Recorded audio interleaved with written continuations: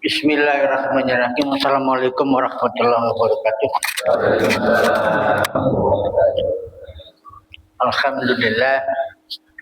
Alhamdulillahirabbil alamin. Hadana liyadza wa ma kunna linahtadiya laula hadanallah. Asyhadu an la ilaha illallah wa la syarika lah.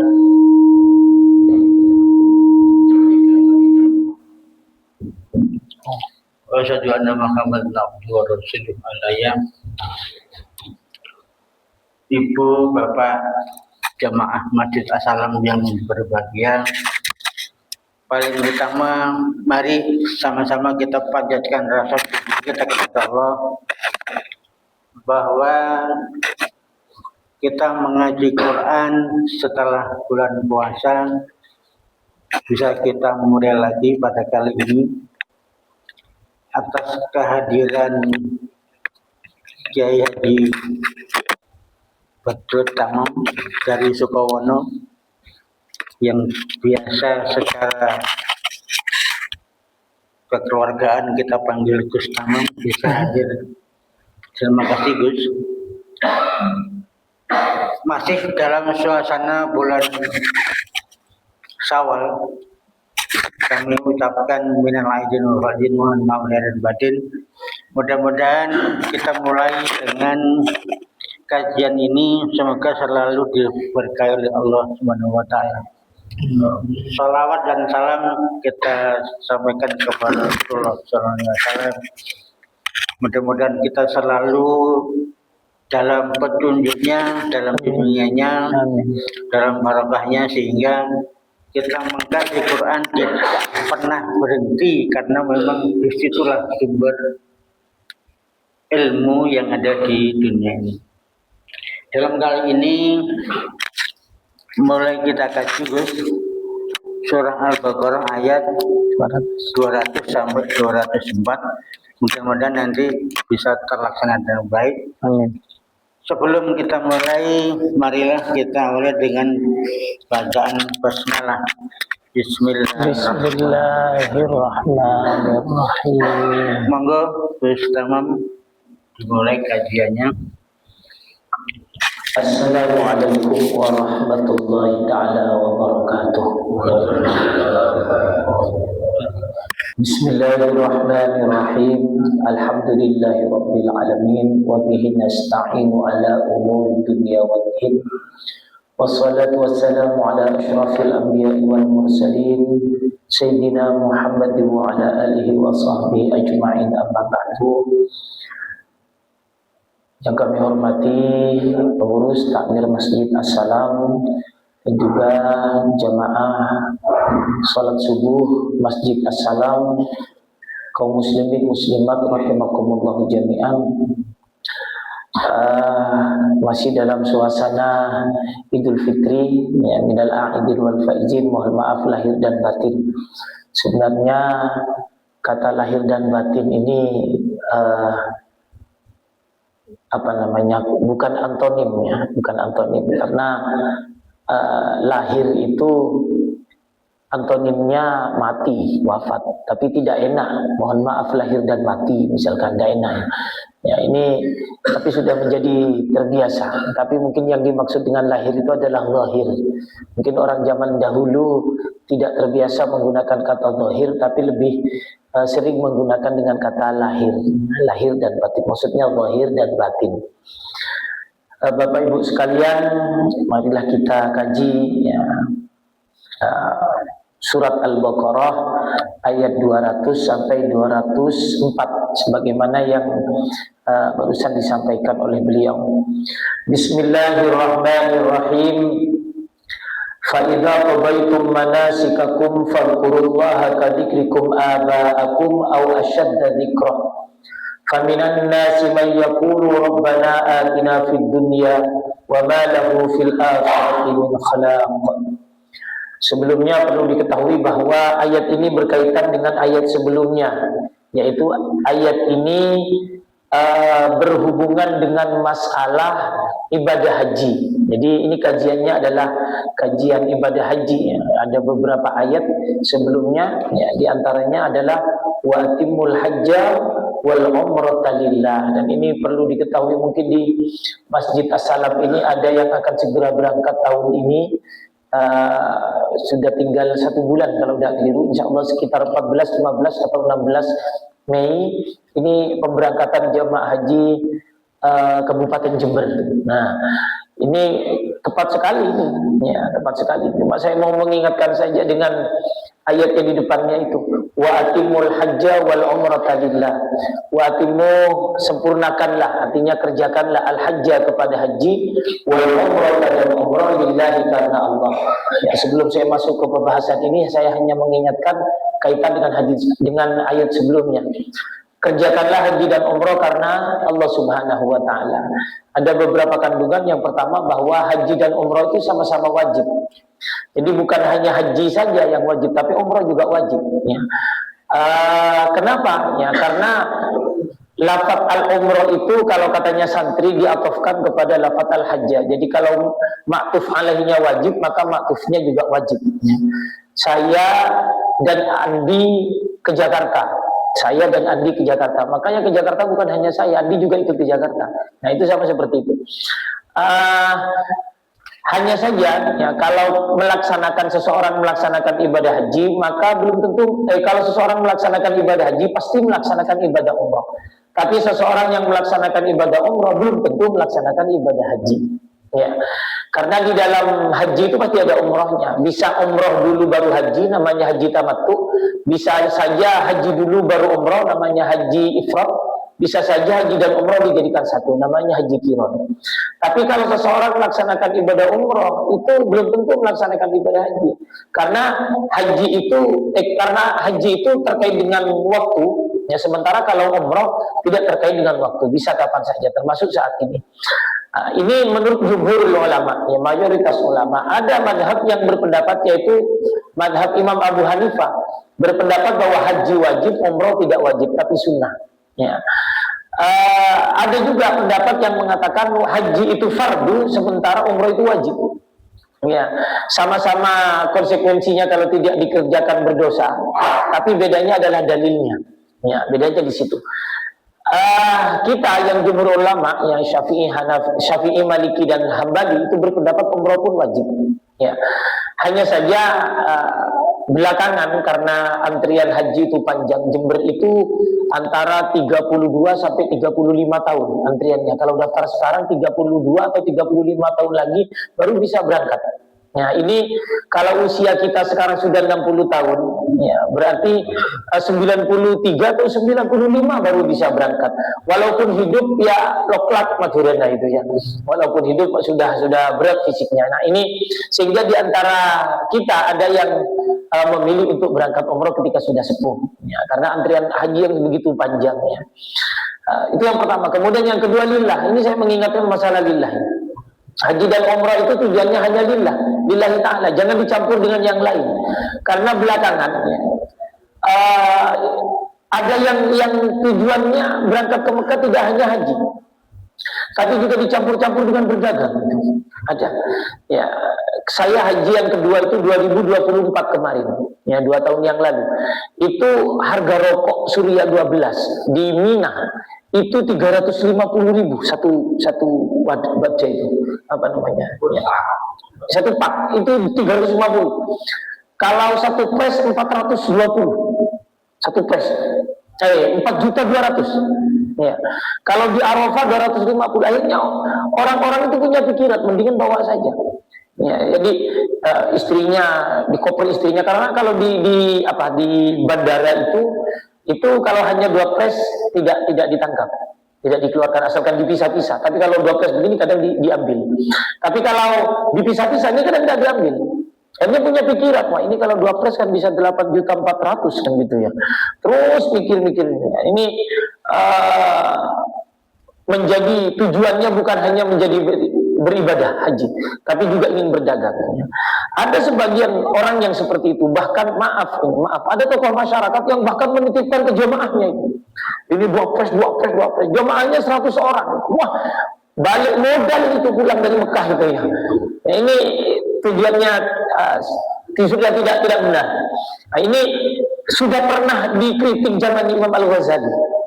Sepertinya bukan hanya tahun ini, bukan hanya manusia sekarang. Zamannya Imam Al-Ghazali sudah dikritik oleh Imam Al-Ghazali. Bahkan beliau mengatakan, ya kalau berangkat ke Mekah tujuannya tidak hanya untuk beribadah, tapi dicampur-campur, maka nanti didiskon itu pahalanya. Ya. Kalau ternyata lebih banyak tujuan duniawinya, tujuan berdagangnya, maka pahalanya hajinya tidak ada. Yang ada suku ta'abbud. Suku ta'abbud artinya begini, dia kewajiban haji sudah gugur, tapi pahalanya enggak ada. Ya. Sama dengan sholat ria, kan gitu ya. Sholat kalau ria itu sudah suku ta'abbud, tidak wajib sholat lagi, ya. Tapi tidak ada pahalanya. Ya, sama seperti itu. Nah ini diingatkan berkali-kali oleh Imam Al-Ghazali. Jadi tujuannya ya lillah, hanya karena Allah. Dan ini sesuai dengan hadis Rasulullah, al-hajjul mabrur laisa lahu jazaa'un illal jannah. Haji mabrur itu pahalanya, balasan dari Allah hanya surga. Kalau kita baca surat Al-Waqi'ah, ya, dan hadisnya banyak yang sahih, ya. Kalau kita baca surat Al-Waqi'ah, ini di samping dapat pahala juga ada fadilah lain. Apa? Gampang rizkinya, murah rizkinya. Kalau kita sholat duha, rajin sholat duha, ya, ini maka di samping dapat pahala juga gampang rizkinya. Ini fadilah lain, pemberian lain dari Allah. Tapi kalau haji tidak ada, illal jannah, surga. Ya. Sehingga tidak bisa jadi standar kalau orang pulang haji, kemudian pulang-pulang nyampe di rumah, sebelum berangkat ekonominya bagus, pulang-pulang ekonominya tidak bagus, kemudian dicap, wah ini hajinya tidak mabrur. Tidak, karena balasan dari Allah hanya surga. Sebelum berangkat ganteng, cantik, tampan, glowing gitu, pulang-pulang tiba-tiba celeng, embung, lutek misalkan, ya. Hitam, oh ini hajinya nggak mabrur. Tidak jadi standar. Karena yang diberikan oleh Allah bukan pulang haji tambah cantik, tambah ganteng, pulang haji tambah kaya, bukan. Kalau ingin tambah kaya jangan haji, kerja, gitu ya. Kerja. Kalau ingin cantik, ganteng, ya jangan haji, tujuannya untuk itu, bukan. Ya ke salon dan gitu ya, beli skincare begitu, bukan haji. Ini yang dibahas di sebelumnya, ya, dibahas sebelumnya. Jadi balasannya hanya surga. Jangan punya pikiran, oh saya ini haji, sebelum haji dulu ekonomi enak, uang banyak, kok pulang-pulang malah tambah seret. Oh berarti saya hajinya agak mabrur. Oh, tidak, bukan itu standarnya. Ya. Karena balasan dari Allah hanya surga. Faidah qadaitum, ini kekaitan dengan haji, ya. Faidah qadaitum, apabila kalian telah melaksanakan manasikakum, ibadah haji kalian, fadhkurullah, maka sebutlah Allah. Ini ada dua ini. Ya, ada dua pendapat di kalangan ulama. Fadhkurullah ini ada yang diartikan ingatlah kepada Allah.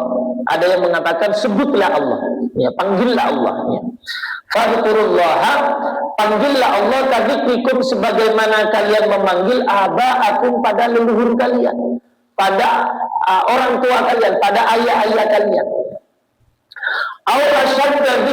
Atau bahkan lebih keras yang menyebutnya, lebih keras memanggilnya, lebih kencang yang berzikirnya. Faminan nasi, sebagian dari manusia, mayyakulu, ada yang mengatakan Rabbana atina fid dunya, ya Allah berilah hal-hal yang baik, ya, fid dunya, di dunia. Kalau orang yang seperti ini, wa ma lahum fil akhirati min khalaq, maka kelak di akhirat dia tidak akan mendapatkan bagian apa-apa. Ini ada beberapa makna. Yang pertama adalah fa idza qadaitum manasikakum fadhkurullaha kadzikrikum aba'akum aw ashadda dzikra. Ini pembahasan yang pertama, bahwa kalau kalian sudah selesai melaksanakan ibadah haji, nanti berzikirlah kepada Allah, sebutlah Allah sebagaimana kalian dulu pada masa jahiliyah suka memanggil-manggil leluhur kalian.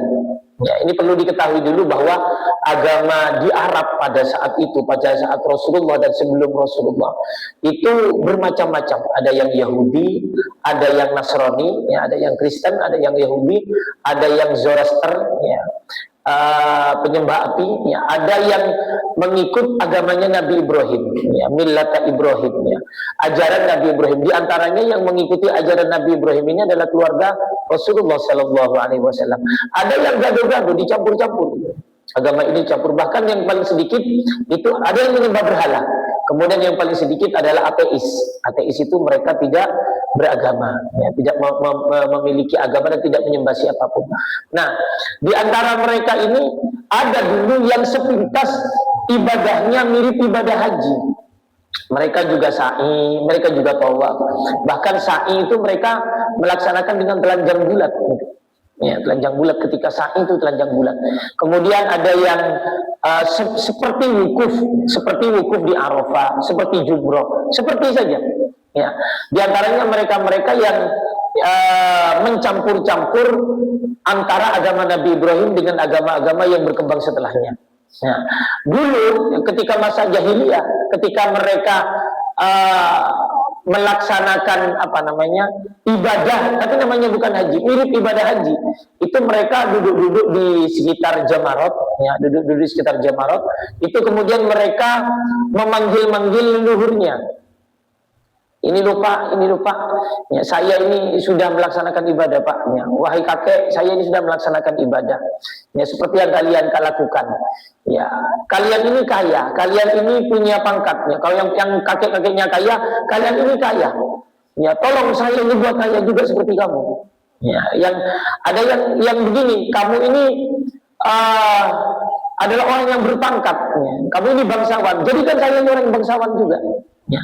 Kalian ini orang yang banyak istrinya, tolong saya jadikan orang yang banyak istrinya juga. Jadi mereka menyebut-nyebut leluhurnya dulu ketika masih jahiliyah. Nah, di antara mereka ketika sudah masuk agama Islam, ketika sudah Muslim, nah ketika mereka selesai melaksanakan ibadah haji, mereka juga duduk-duduk di tempat Jamarat itu.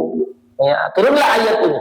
Ya, bahwa ketika sudah selesai melaksanakan ibadah haji, ya, yaitu ditandai dengan adanya jumroh akobah pada saat itu, ya, maka panggillah Allah, ya, sebutlah Allah sebagaimana dulu ketika masa jahiliyah kalian suka manggil-manggil abahnya itu, manggil-manggil seluruhnya itu.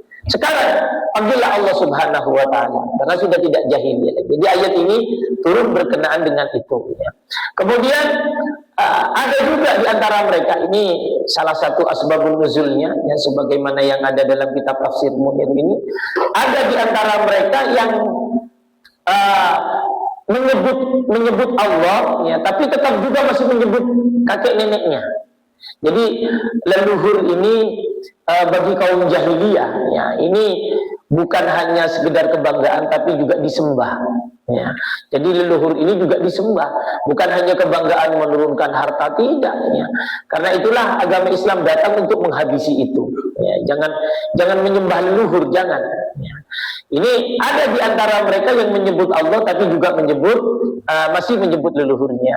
Ya. Ini kemudian datanglah ayat ini, kalau kalian selesai melaksanakan ibadah haji, ya sebutlah Allah. Ya, sebagaimana dulu waktu jahiliyah kalian memanggil-manggil leluhur itu. Wa minan nasi man yaqulu, yang kedua, faminan nasi man yaqulu rabbana atina fid dunya wa ma lahu fil akhirati min khalaq. Sebagian dari orang-orang itu ada yang meminta kepada Allah, memintanya kepada Allah. Ini kan sudah muslim mereka. Meminta kepada Allah tapi yang diminta hanya urusan dunia.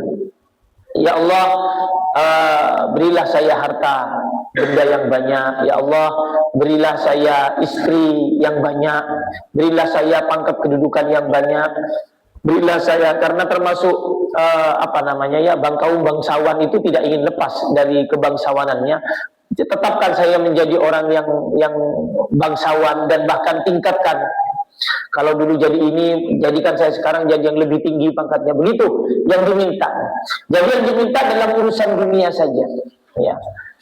Tapi bagaimana orang-orang yang meminta hanya urusan dunia saja? Ya. Kata Al-Quran, wa ma lahu fil akhirati min khalaq. Orang yang seperti kelak di akhirat tidak dapat apa-apa dari doanya. Ya. Pertanyaannya sekarang, apakah boleh kita meminta dunia saja? Ini pertanyaan. Apakah boleh kepada Allah, ya Allah, saya jadikan orang kaya, ya Allah, tanpa menyebut-nyebut yang lainnya, hanya jadikan saya orang kaya, ya Allah, jadikan saya orang tampan, ya Allah, jadikan saya seorang bupati, ya Allah. Ini jawabannya boleh meminta seperti itu, tidak apa-apa. Tapi konsekuensinya di akhirat nggak dapat apa-apa. Ya, dengan doanya tadi itu. Beda dengan begini, ya Allah, berilah saya rezeki yang banyak saya supaya bisa beramal soleh dengan rezeki tersebut. Supaya harta yang dapat yang banyak itu saya tidak mengganggu orang lain. Supaya dengan harta yang banyak itu saya semakin takwa kepada kamu. Nah ini, kalau seperti ini kan ada urusan akhiratnya sudah. Ya. Kalau yang seperti ini maka orang itu dapat dua. Di dunia dapat dan di akhirat dapat. Karena sudah bawa-bawa akhirat. Tapi kalau yang tadi tidak bawa-bawa akhirat, sebenarnya boleh, tapi di akhirat tidak dapat apa-apa. Ya, yang seperti itu. Ini pendapat ulamanya. Selama memintanya kepada Allah Subhanahu wa Ta'ala tidak masalah, tidak apa-apa. Cuma konsekuensinya di akhirat tidak dapat apa-apa. Beda dengan begini, ya Allah, berilah saya harta yang berlimpah ruah yang banyak supaya saya bisa melaksanakan haji tiap tahun, bisa melaksanakan umrah tiap tahun. Nah ini tidak masalah. Supaya saya bisa menyumbangkan panti asuhan, supaya saya bisa menyumbangkan masjid, supaya saya bisa memberi menyantuni anak yatim. Tidak masalah kalau seperti ini. Ini dapat bagian dunia dan dapat bagian akhirat. Karena di situ sudah bawa-bawa akhirat. Tapi kalau hanya terpotong, ya Allah jadikan saya orang kaya. Boleh, tapi bagian akhiratnya nggak ada. Ya ini. Kemudian, tapi ada ulama yang memakruhkan seperti itu. Ya, ada ulama yang mengatakan kalau minta kepada Allah berdoa hanya urusan dunia saja, tidak bawa-bawa akhirat, itu hukumnya makruh. Hukumnya makruh. Kemudian, wa minhum may yaqulu rabbana atina fid dunya hasanah wa fil akhirati hasanah wa qina adzabannar. Ini yang benar.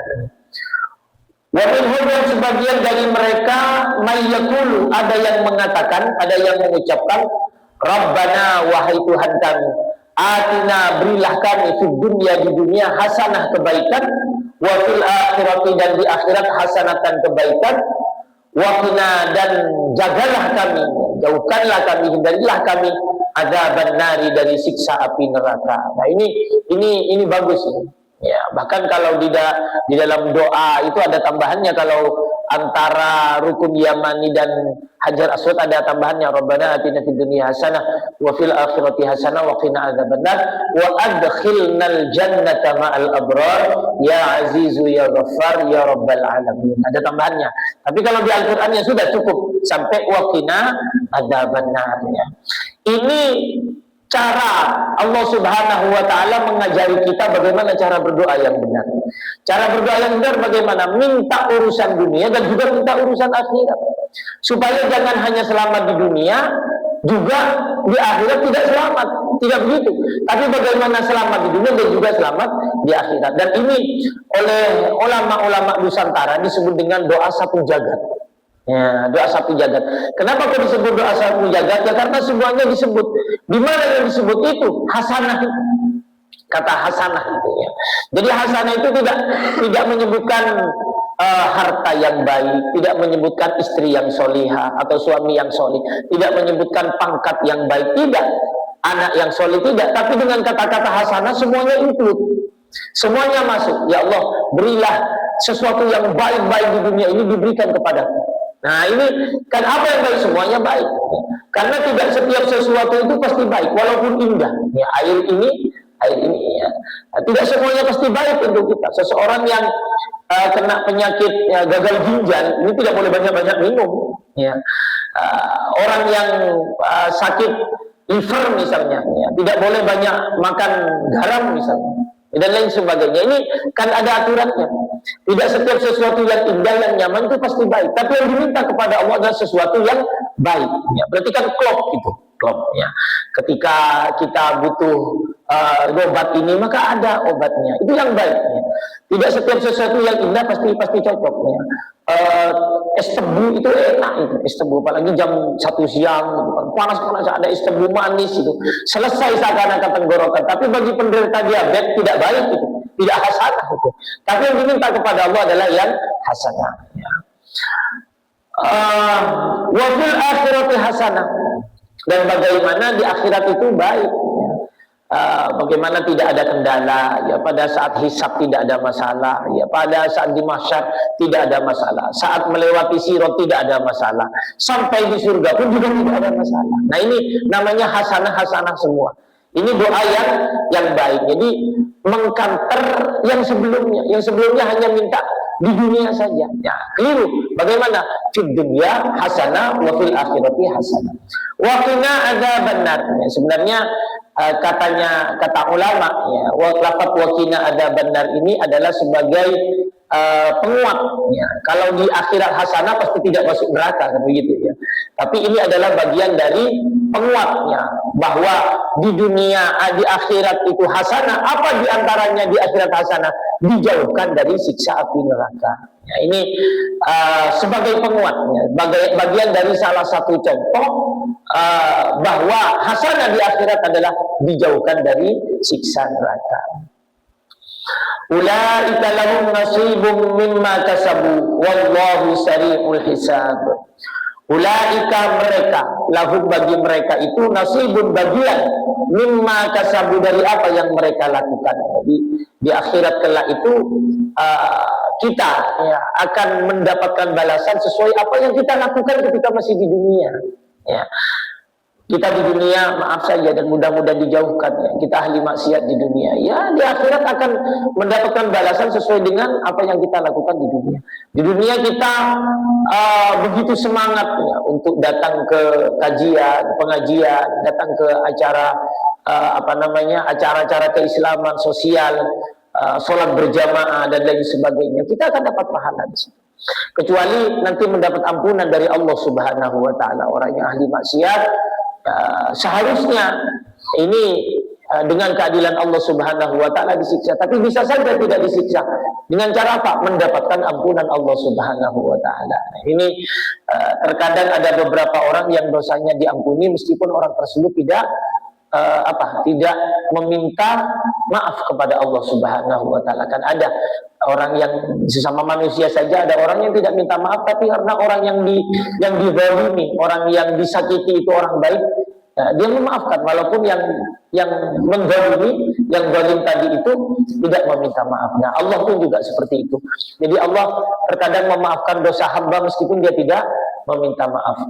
Ini bagian dari karunia Allah Subhanahu wa taala, dan mudah-mudahan kita diampuni oleh Allah terhadap semua dosa, baik disengaja ataupun tidak disengaja.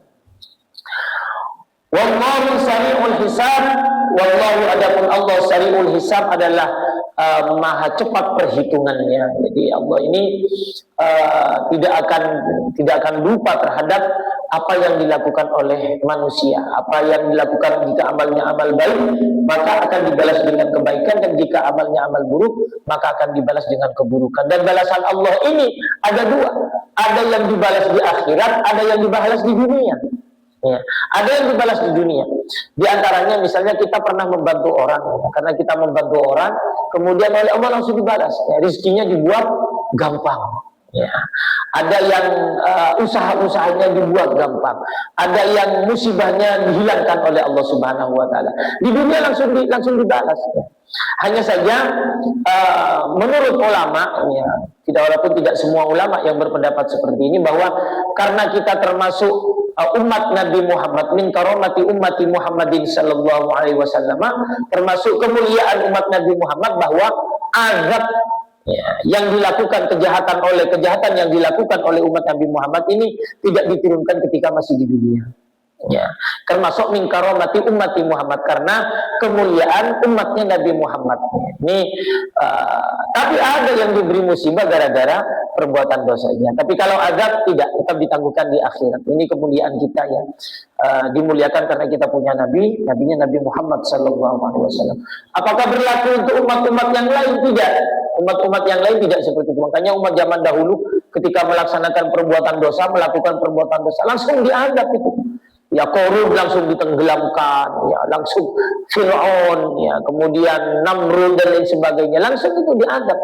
Ya, tapi umat Nabi Muhammad tidak. Hanya diberi musibah saja. Ya, kalau adabnya tidak. Tapi musibah dari Allah Subhanahu wa taala ya besar, ya besar. Ya, karena itulah musibah itu kan ada dua ya.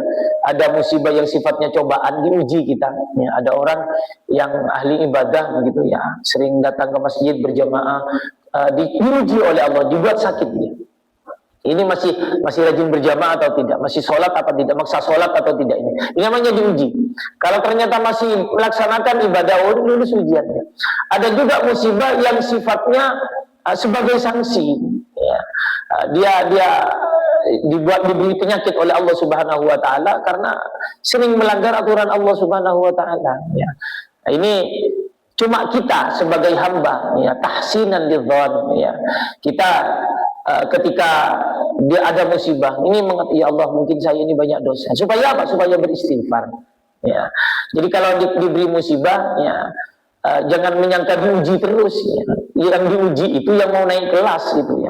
Nah, kalau tidak pernah sekolah, ya, tidak diikutkan ujian itu di sekolah, itu tidak pernah kuliah, tidak bayar uang kuliah, ya. Yang tidak diikutkan oleh kampus itu, kamu udah usah ikut ujian apa? Enggak bayar, enggak pernah kuliah, mau apa? Ya tidak diuji itu. Gimana disanksi apa? Dikeluarkan itu, ya. Tapi kalau anaknya rajin, anaknya bayar, ya diuji, nanti naik kelas. Nah, sama seperti itu. Jadi jangan sebentar-sebentar mengatakan, oh ini saya diuji, ada musibah saya diuji. Lihat dulu kamu ahli ibadah atau tidak, gitu ya.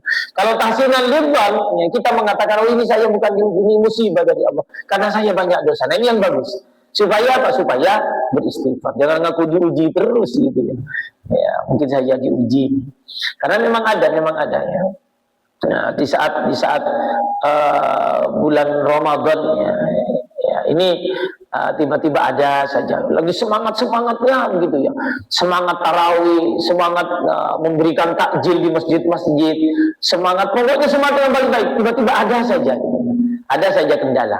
Nah, ini diuji oleh Allah Subhanahu wa taala. Tapi kalau tidak pernah tarawih, gitu ya, tidak pernah bantu orang mau takjil, bahkan tidak puasa, tiba-tiba sakit, saya diuji oleh Allah. Bukan diuji, itu musibah yang sanksi dari Allah Subhanahu wa taala. Wa dzkurullaha fi ayyamin ma'dudat. Faman ta'ajjala fi yawmayn fala itsma 'alaihi wa man ta'akhkhara fala itsma 'alaihi liman ittaqa. Wattaqullaha wa'lamu annakum ilaihi tuhsyarun.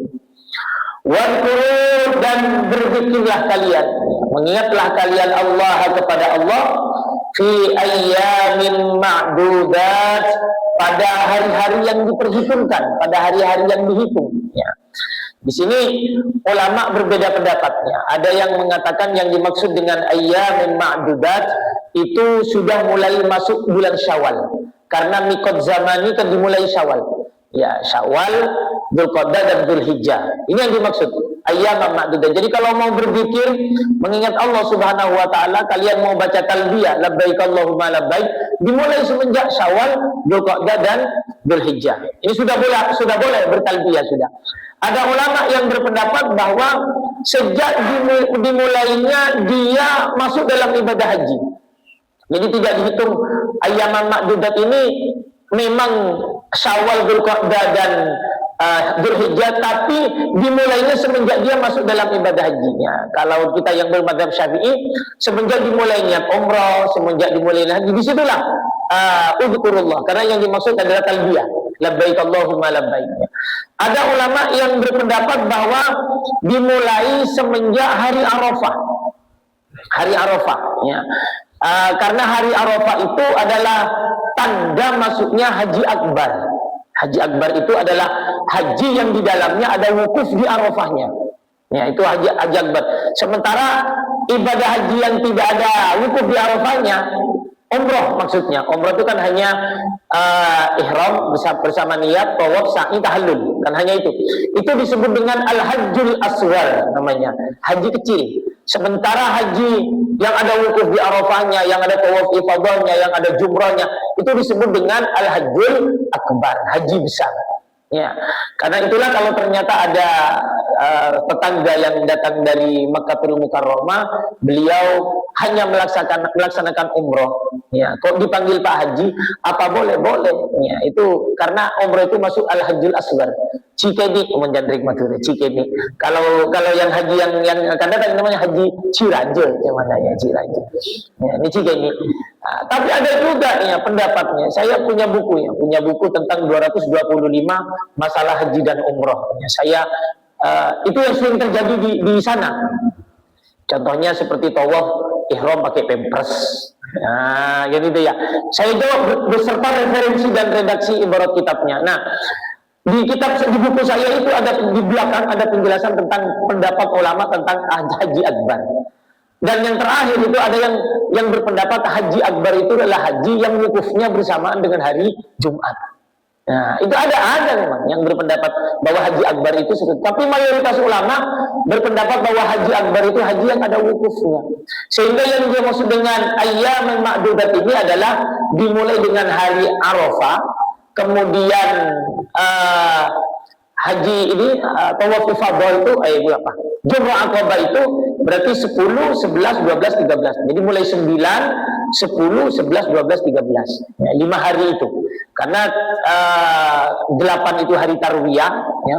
Kemudian 9 itu hari Arafah, kemudian 10 itu Idul Adha, ya, hari Nahar, kemudian 3 hari 11, 12, 13 itu namanya ayyamut tasyrik namanya. Nah, di 5 hari inilah yang disebut dengan ayyamin ma'dudat. Apa yang dimaksud? Ya, ketika hari Arafah lepas asar itu yang dibaca adalah takbir, ya, Allahu Akbar, Allahu Akbar, ya, seperti itu takbir Idul Fitri, Idul Adha itu kayak itu. Kemudian setelah itu sampai selesai ayyamut tasyrik. Ya, sebelum itu, sebelum wukuf di Arafah, talbiyah. Ya, ini yang dimaksud dengan zikir fi ayyamin ma'dudat. Bagaimana kalau berzikir yang lain? Tidak masalah. Tidak masalah. Ini hanya karena di dalam Al-Quran tidak disebutkan. Kenapa ulama kok berbeda pendapat? Ya, karena Al-Quran tidak menjelaskan zikir apa yang dibaca. Kemudian ayyamul ma'dudat itu hari apa saja. Sehingga wajar ulama menjadi berbeda pendapatnya. Dari mana ulama itu mengambil kesimpulan? Dari bagaimana Rasulullah melakukan, bagaimana sahabat itu melakukan, ya. Bagaimana para tabi'in itu melakukan. Oh, di kesimpulannya seperti ini, seperti ini, seperti ini. Ini karena Al-Quran sendiri tidak sharih menyebutkannya. Faman ta'ajjala fi yaumain, barang siapa yang bersegera di 2 hari, ya, fala itsma alaihi, maka tidak berdosa. Ini yang disebut dengan nafar awal. Nafar awal. Nafar awal itu berarti tanggal 9 kita wukuf di Arafah, malam tanggal 10 mabit di Musdalifah, hari tanggal 10 kita Jumrah Aqabah, kemudian tahlul awal, ya. Hari ke-11, nah itu al tasyrik, itu kita Jumrah ula wusta Aqabah, kemudian malamnya mabit di Mina, hari tanggal 12 lagi Jumrah lagi ula wusta Aqabah, kemudian setelah itu kan hanya 2 hari berarti 11 dan 12. Setelah itu kemudian kita kembali ke Makkahul Mukarramah untuk melaksanakan tawaf ifadah dan sa'i. Bagi yang belum sa'i pada saat tawaf kudur, ya, maka nanti sa'i lagi. Tapi ketika sudah sa'i pada tawaf kudur, maka tidak perlu sa'i lagi. Ya, kecuali yang melakukan haji tamattu, sa'i lagi. Nah, ini namanya ta'ajjala fi yaumaini, berarti nafar awal. Ya.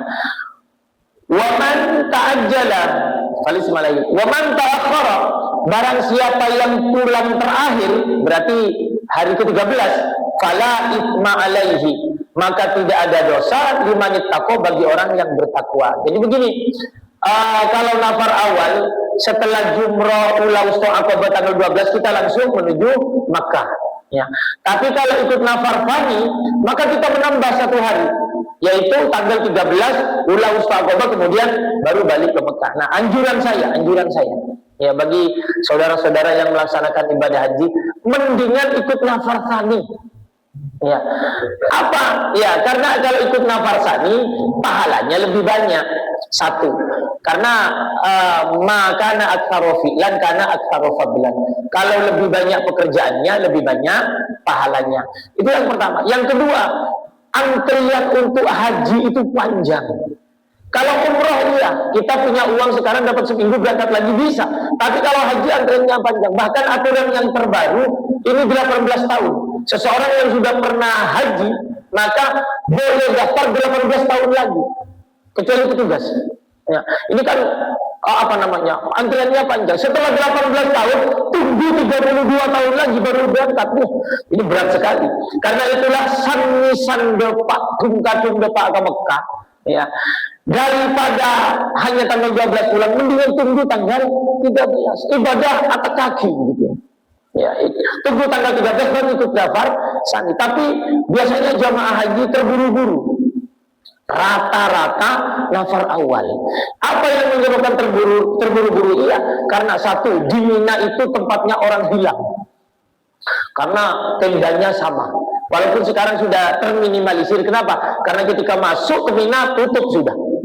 Kalau saya dulu haji pertama 2004, Mina itu bebas. Apa saja masuk ke Mina itu. Joget rojok, joget kadal Mesir, gitu. Joget akik, masuk semua itu. Jadi ketika lihat nggak ada pagarnya, kemana-mana jemaah haji pulang repot. Tapi kalau sekarang susah sudah. Ya kenapa? Karena ada pagarnya. Jadi ketika jemaah haji habis jumroh masuk ke area Mina, tutup itu pagar, jangan kemana-mana. Ya, tapi di dalam itu sudah disediakan kantin apa, sudah mau beli-beli ada, cuma harganya mahal. Ya kan begitu memang ya, kalau sudah terbatas itu ya mahal. Nah ini yang kedua, di Mina itu dijeding antri, dan antrinya tidak tanggung-tanggung, bukan satu antrinya 7. Maaf, kalau yang buang air besar mencret, aduh tak keker ini lorong tak gitu ya. Ya ini panjang antrinya, itu bikin tidak betah.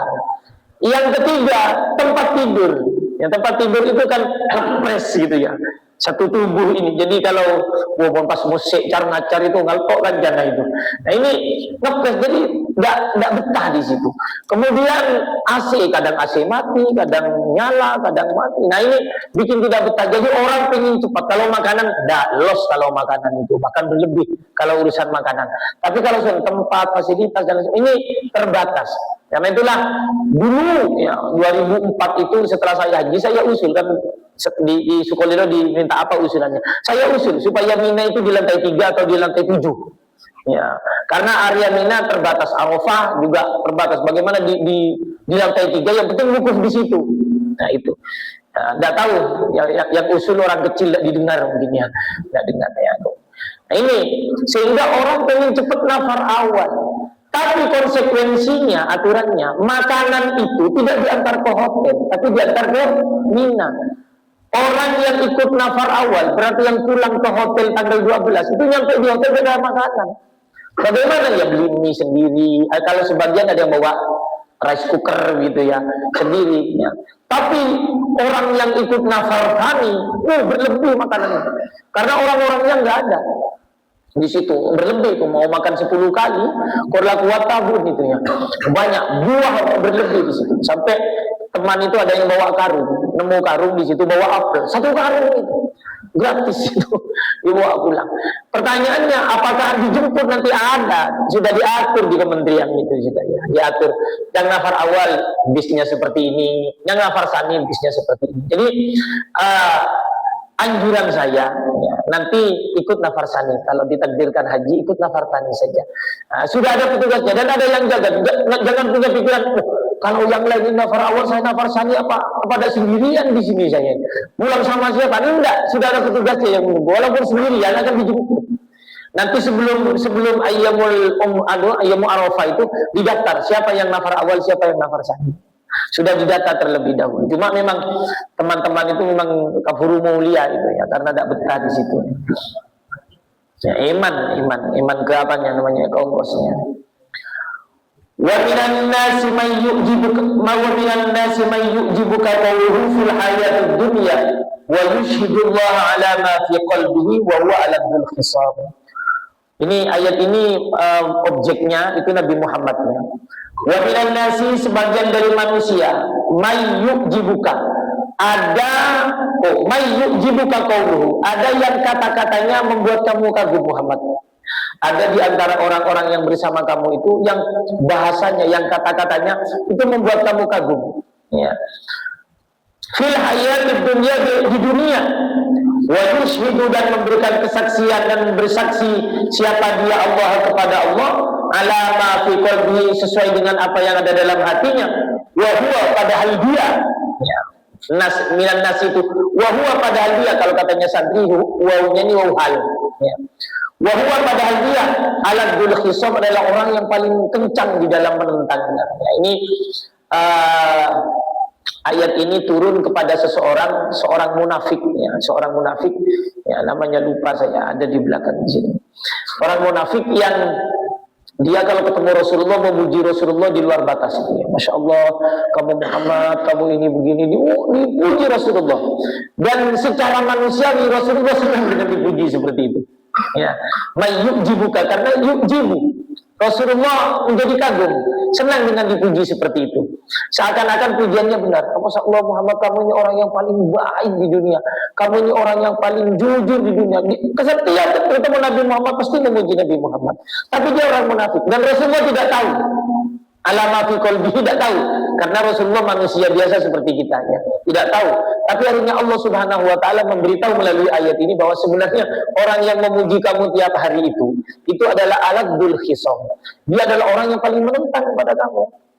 Ya, itu sebenarnya kalau di depan kamu itu seperti itu. Tapi kalau sudah pulang ke rumahnya, kumpul sama kaumnya, waduh, kamu itu nggak ada bagusnya sama sekali. Ya, karena dia orang munafik. Ya. Orang munafik kan antara mulut dan hati tidak sama. Ya ini diantaranya. Ya diantaranya. Jadi antara gerakan fisik dengan hatinya tidak sama. Ya ini, dan Nabi Muhammad itu merasa kagum dengan seperti itu. Dan ini di dalam ilmu tasawuf, ya, ada bedanya antara ujub, ya, dengan apa namanya, lupa saya. Itu ada yang bersifat naluri. Jadi kalau ada orang seperti ini, ya, Ustadz Mahrus, sampean ini kok orang baik. Tiba-tiba dalam hatinya, tiba-tiba dia tersenyum. Ustadz Mahrus, sampean ini kok orang baik, ya. Tiba-tiba Ustadz Mahrus tersenyum. Kemudian orang itu bilang, oh ini kok beria ini. Ya. Ya, ini kok ya, oh tidak, ini kok ujub, oh tidak, ya. Itu manusiawi, ya, tidak masalah, itu tidak perlu diingat. Yang tidak boleh seperti ini, nah memang saya hanya yang baik di sini kok, yang lain tidak ada. Kalau nggak ada saya, masjid salam ini nggak jalan. Nah ini yang sudah tidak boleh. Walaupun itu ada di dalam hati, tidak boleh itu. Tapi kalau ada semua itu manusiawi. Kita bangga misalkan, ya, punya anak karena anak kita ranking sekolah, ya. Kemudian anak kita pinter, ya, alhamdulillah anak saya pinter, alhamdulillah. Di dalam hati senang. Nah, itu bukan ujub, bukan sombong, tidak masalah itu. Ya, itu manusiawi. Tapi kalau memang hanya anak saya yang pinter ini, yang lain ini papaan kepi, kucing teko kepi sudah anak. Nah, ini yang tidak boleh sudah. Ya ini sudah ujub, sudah apa? Nah, itu tidak boleh. Tapi kalau hanya bangga yang bersifat manusiawi, kan senang ya kalau punya anak berprestasi. Itu senang, itu manusiawi, tidak masalah. Apalagi Allah, masya Allah, fadl dari Allah. Ya, cerita ke istrinya, fadl dari Allah. Untung anak kita. Ya ini selamat ya. Alhamdulillah kalau Jumatan berangkat. Ini tidak masalah ini. Ya tidak masalah. Ya itu manusiawi. Dan ketika Rasulullah dipuji seperti itu kok ternyata hatinya senang, ya manusiawi. Ya, ini beberapa makna yang sudah saya sebutkan dan alhamdulillah sampai ke 204-nya. Terima kasih, itu saja yang dapat saya sampaikan. Wassalamualaikum warahmatullahi taala wabarakatuh.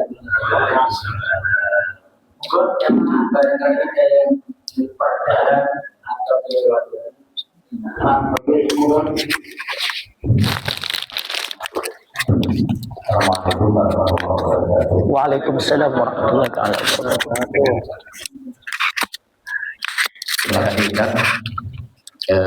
Satu saja yang ingin saya sampaikan, ingin saya tanyakan untuk menegaskan pengetahuan kami, yaitu pada surah Al-Baqarah ayat yang ke 202. Ulaika lahum nasibum mimma kasabu wallahu sari'ul hisab. Mereka itulah orang-orang yang mendapatkan bagian apa yang mereka usahakan dan Allah sangat cepat hisabnya. Nah ini berkait dengan selalu pertanyaan yang diajukan oleh ibu saya. Setiap saya nyambangi ibu saya itu, beliau itu mengikuti perkembangan geopolitik ya. Ibu saya sudah umur 86, tapi kalau melihat televisi itu geopolitik itu diikuti gitu. Tanya sama saya, nama saya kan bagus, Gus, ya apa sih Israel enggak diturunkan burung ababil saja. Aku gemes aku kok ndang mari sih. Ini jelas Israel itu sudah kayak gitu. Nah terkait dengan ayat ini tadi kan juga disampaikan. Jadi nabi-nabi sebelumnya itu kan doanya langsung dihisap ya. Apa perbuatannya langsung dihisap. Apakah ayat ini juga berlaku umum gitu? Nah kita berada di umat Muhammad ini, apakah teman orang-orang itu hisapnya ditangguhkan? Sebenarnya ibu saya ini maha benar Allah dengan segala firman-Nya ya, kok nggak segera dihisap gitu. Ini mohon arahan atau mungkin ada ayat lain yang bisa mendukung sehingga ibu saya tidak nanya itu terus ya. Tidak nanya itu terus. Terima kasih. Assalamualaikum warahmatullahi wabarakatuh. Waalaikumsalam warahmatullahi wabarakatuh. Sebenarnya kalau keinginannya bukan hanya ibu jenengan, tapi saya pun juga menginginkan begitu sebenarnya. Ini kok dipelihara saja ini ya. Kenapa kok tidak produk kasantau gitu? Kenapa kok tidak cepat diselesaikan? Bukankah yang di atas ya? Bukankah yang berdoa ini mulai dari Masjidil Haram, Masjidil Nabawi ya, kita yang di Indonesia berdoa supaya cepat diselesaikan ini, dan musibah kaum saudara-saudara kita di Palestina dan orang-orang zalim itu yang mana saja cepat dimusnahkan oleh Allah. Nah, ini terkait dengan keadilan Allah Subhanahu wa taala dan kehendak Allah Subhanahu wa taala yang tidak bisa diatur oleh siapapun. Ada beberapa rahasia yang kita tidak paham tentang hal itu. Seperti yang pernah saya katakan tadi, bahwa terkadang apa yang kita inginkan ya, ini tidak sesuai dengan kehendak Allah Subhanahu wa taala. Harapan kita tidak sesuai dengan apa yang diinginkan. Ya, sesuatu yang kita harapkan tidak sesuai dengan apa yang dikehendaki oleh Allah Subhanahu wa taala. Ya, kita menginginkan ini cepat selesai. Ini bukan hanya kezaliman, tapi asyaddu dzulman. Sangat zalim ini ya. Ya, kenapa oleh Allah Subhanahu wa taala kok tidak cepat diturunkan azabnya? Kita tidak paham apa yang diinginkan oleh Allah ya. Ada apa rahasia di balik ini? Tapi yang jelas ya, tugas kita adalah tetap berdoa dan berusaha ya, melalui mereka yang bisa melalui jalur diplomatik silahkan. Bagi kita yang tidak mampu melalui jalur diplomatik ya sudah ya, dengan melalui doa ini yang bisa kita panjatkan. Kalau ditanyakan apakah ini termasuk ayat ini termasuk bersifat umum, iya bersifat umum memang ya. Cuma kalau untuk kita yang umat Nabi Muhammad SAW yang Islam ini memang ditangguhkan kalau azab. Ya. Cuma kalau non Muslim ya ini ya tidak. Ya. Walaupun ada ulama yang mengatakan itu tetap umat Muhammad, tapi umat Muhammad yang durhaka. Ya. Sehingga juga termasuk ditangguhkan. Ya. Tapi kalau saya yang menginginkan cepat selesai yang di Bali saja, seperti kaum Korun gitu ya, kaum Namrud, ya, Firaun dan lain sebagainya. Cuma ada rahasia Allah Subhanahu wa taala yang sampai sekarang kita tidak tahu. Tidak tahu. Ya, kenapa kok tidak diturunkan? Bukankah semuanya sudah berdoa ya? Apakah doa kita tidak dikabulkan ya? Doa kita dikabulkan tapi mungkin tidak sekarang. Mereka pasti akan dihancurkan tapi tidak sekarang. Entah kapan. Ya wallahu a'lam. Yang tahu adalah Allah Subhanahu wa taala. Dan yang selalu kita pertanyakannya, kenapa AS itu kok mengatur rumahnya orang? Masa iya ya bupati saja mengatur dapur saya, kan tidak boleh. Kamu hari ini harus masak otok kacang panjang, besok tumis misalkan, kan tidak boleh mengatur. Ya, tapi kenapa AS itu kok bisa mengatur dapur orang? Kok orang kamu tidak boleh lewat selat ini kan bukan milikmu. Iya, walaupun itu tidak boleh. Tidak boleh lewat selat Hormuz, tidak boleh. Buka saja, kan ini kan ngatur rumahnya orang semua. Ya. Sehingga ada asumsi bahwa siapa yang mendekat ke dia, ya maka akan menguasai dunia begitu. Ya, mudah-mudahan Allah cepat ya memberikan ampunan ya kepada saudara-saudara kita yang terzalimi dan cepat memberikan balasan yang dahsyat kepada mereka yang zalim gitu ya. Ya, kapan ini Allahu a'lam. Ya Allahu a'lam. Saya pun juga tidak tahu itu kapan akan diturunkan adab untuk mereka itu ya. Ya, ini kan tambah semakin menjadi-jadi kayaknya ke belakang ini kan. Ya. Kasihan sekali. Ketika kondisi seperti ini, ya maaf, ketika kondisi seperti ini, maka kita jangan melihat apakah maaf ya, saya sedikit keluar ya. Jangan melihat apakah Iran itu Syiah atau bukan. Jangankan Iran yang Syiah ya. Orang non muslim pun ya, orang kafir pun tapi kalau dia ternyata membela kebenarannya, sebaiknya kita dukung. Ada negara yang dia Spanyol misalkan, non muslim semuanya misalnya, tapi dia membantu Palestina ya, menghajar kezalimannya, kita dukung. Mendukung karena dia berbuat baik, bukan mendukung karena dia non muslimnya. Ya, bukan mendukung non muslimnya, bukan mendukung agamanya, tapi mendukung karena dia berbuat baiknya. Ya, ada orang non muslim Kristen membantu orang yang kecelakaan. Ya, ada orang kecelakaan itu ya, dibantu dari muslim bantu. Kita dukung dia karena membantunya, bukan karena agamanya. Ya, sama seperti ini Iran yang sekarang ini melawan orang zalim. Kita dukung karena dia melawan kezalimannya, bukan mendukung alirannya, bukan. Ya gitu ya. Ini kita agak cerdas sedikit kan. Karena ada beberapa orang yang berbeda. Monggo berbeda tidak masalah. Wong mendukung ini juga tidak ngantarkan nasi, tidak ngantarkan berat kok. Ya hanya mendukung begitu saja. Ya. Apakah yang mendukung kemudian kita mikul-mikul? Tidak ada. Ya, yang berdoa saja mudah-mudahan yang zalim segera dihancurkan oleh Allah. Jadi kalau menjawab bagaimana? Ya ini ada rahasia Allah, tapi kita tidak tahu kapan mereka akan dihancurkan. Itu saja ya, Pak Agus. Saya juga tidak tahu menjawab dengan pas ini. Ya, tahunya hanya bahwa ini adalah bagian dari rahasia Allah ya. Dan kapan mereka dihancurkan, wallahu a'lam. Nggih, monggo.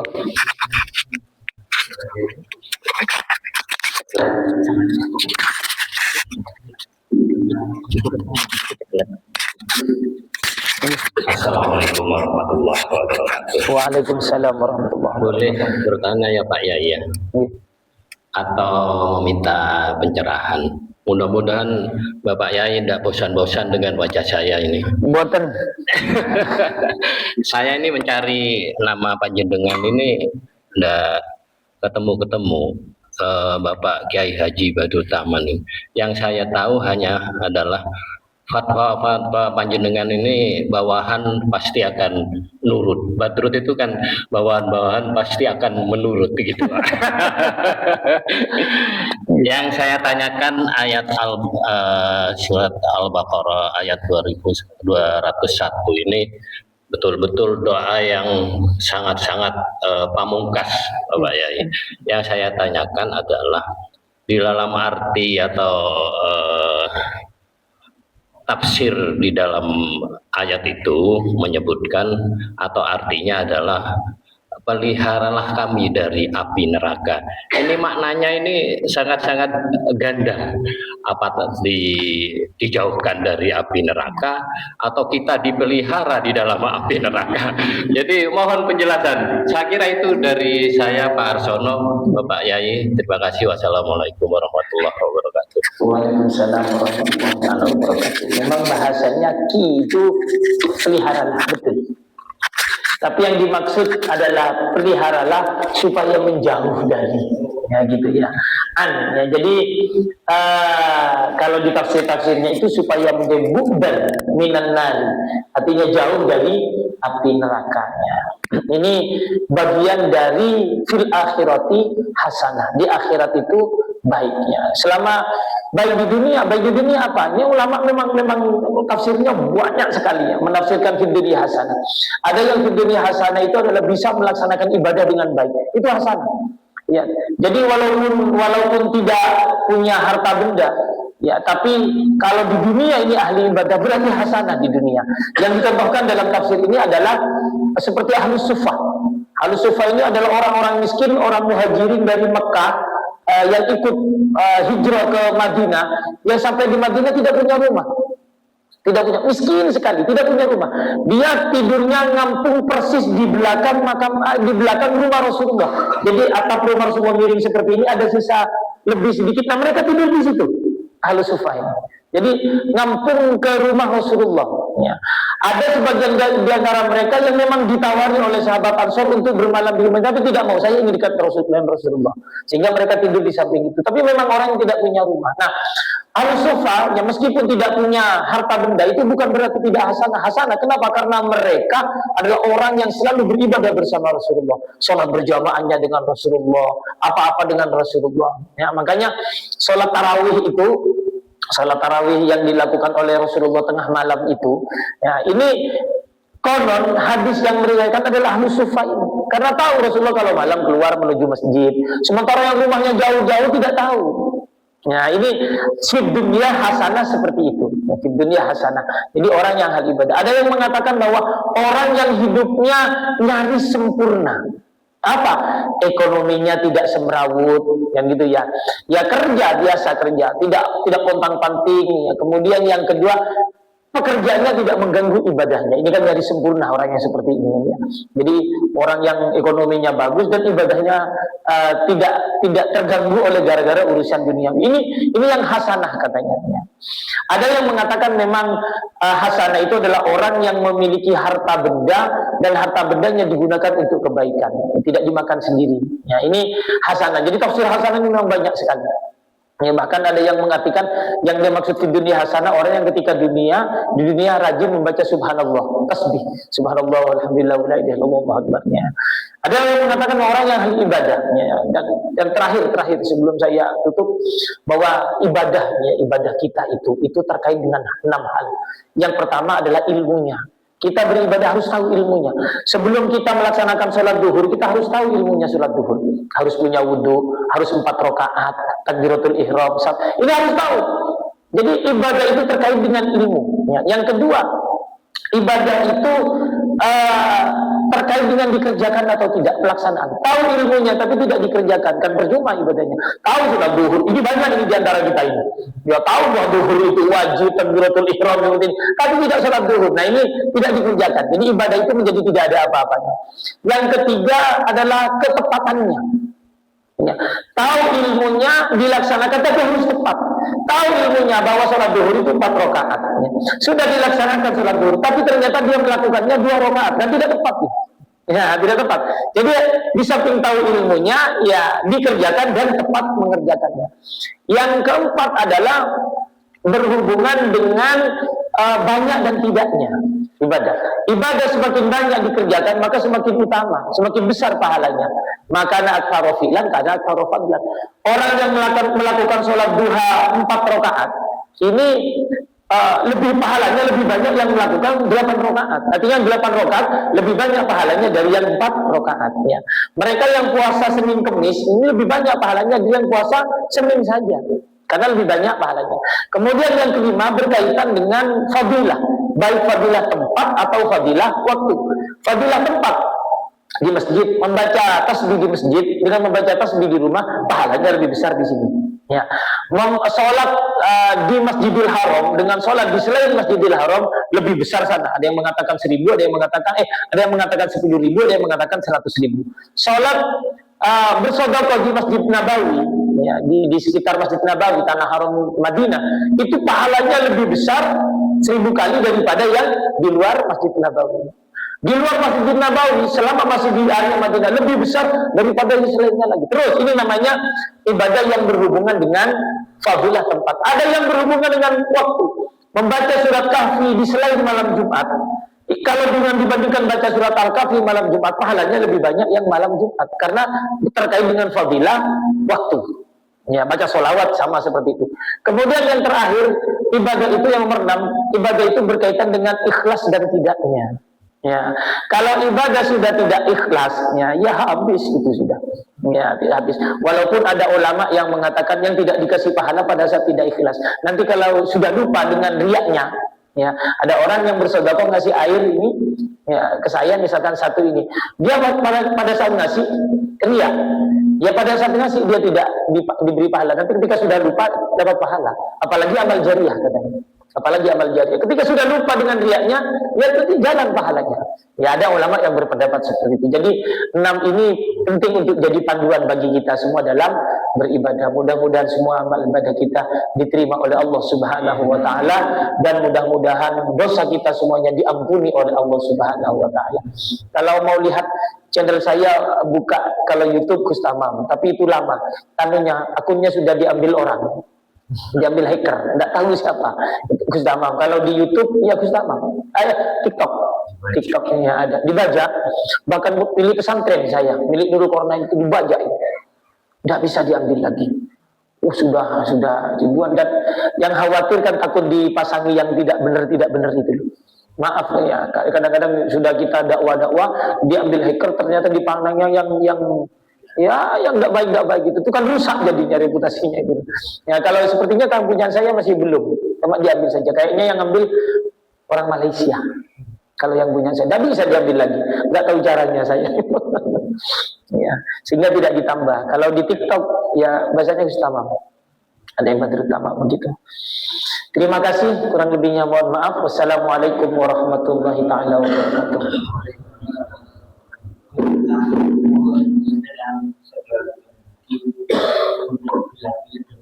Oh, gitu nggih.